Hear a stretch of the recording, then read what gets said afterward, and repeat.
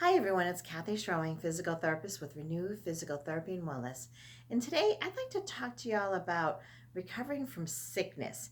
A lot of people have had either the flu or just general cold viruses, and lots of interesting sicknesses out there right now.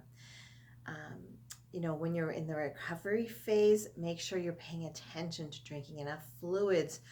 Your body's trying to wash away all the waste products, all the um, wash out and remove from your body the viruses or the bacteria that you've been struggling or fighting. The other thing is to make sure you eat enough lean protein and vitamins and minerals that are found in fruits and vegetables. The reason is your body's going to be working to repair and restore cells in your body, so it needs those building blocks to create new cells and repair cells. Because that's how viruses and bacteria work, is they damage or kill off our cells. That's why we feel really yucky. Um, the third thing is to make sure when you're in the recovery phase that you take enough time to rest. Don't rush to get back to everything.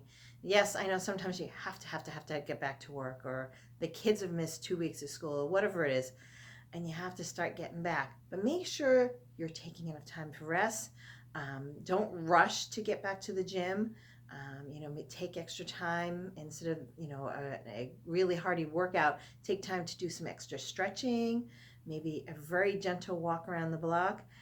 For the kids, make sure you're not rushing them back to school too soon, and definitely not back to activities, not to the team sports, not to all the, after school activities.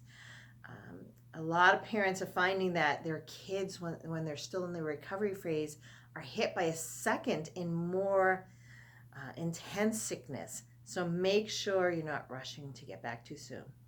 Well, if you have any questions or concerns, I'd love to answer questions for you or help you find the information you need. Anyway, thank you for watching. I hope you have a great day and that you're all staying healthy. Bye.